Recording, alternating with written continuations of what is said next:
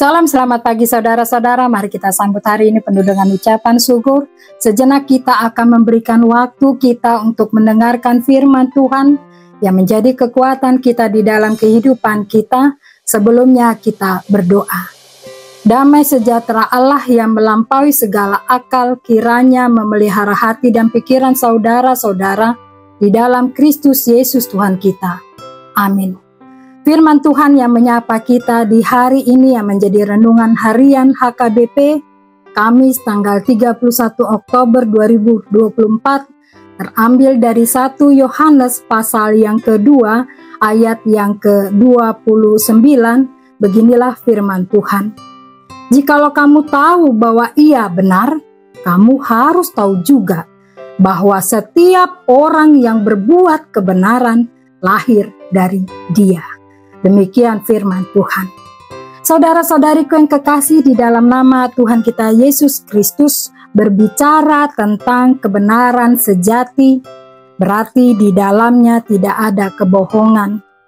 Di dalamnya tidak ada kepalsuan atau kepura-puraan.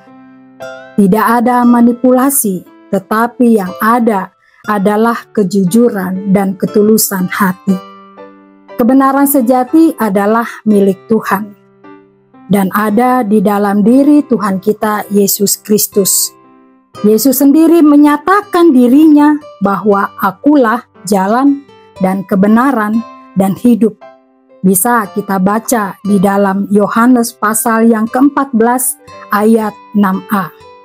Karena Yesus adalah jalan, kebenaran dan hidup, Yesus tidak kompromi dengan dunia yang penuh kepalsuan.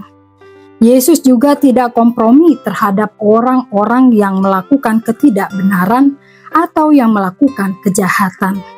Oleh karena itu, Yesuslah yang harus menjadi teladan bagaimana hidup yang benar yang harus dilakukan oleh orang-orang yang percaya kepada Yesus Kristus.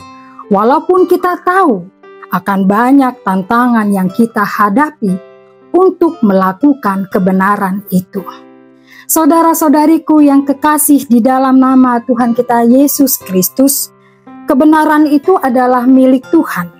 Melalui nats renungan kita hari ini, dikatakan setiap orang yang melakukan kebenaran lahir dari Dia. Artinya, setiap orang yang mau hidup di dalam kebenaran Tuhan, ia harus hidup di dalam persekutuan dengan Tuhan kita Yesus Kristus. Tidak seorang pun mampu melakukan kebenaran sejati kalau tidak berasal dari Tuhan atau tidak dalam persekutuan dengan Tuhan. Lalu bagaimana kita sebagai orang beriman menunjukkan hidup di dalam kebenaran itu? Salah satu bukti yang terlihat dari seseorang yang hidup di dalam kebenaran Tuhan adalah hidup dalam kasih. Bahwa kebenaran tidak terlepas dari konsep kasih, karena Allah adalah kasih. Hidup dalam kebenaran sejati adalah hidup di dalam kasih kepada Allah dan kasih kepada sesama. Karena kebenaran yang dari Tuhan akan selalu menghasilkan perbuatan baik.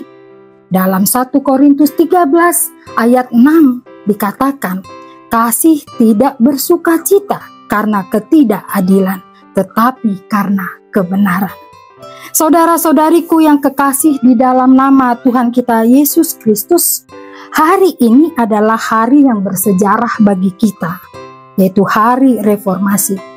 Sebagai orang yang beriman, kita harus mereformasi diri kita secara terus-menerus untuk hidup dalam kebenaran Kristus itu sendiri, hingga kita dapat menuju kepada kesempurnaan.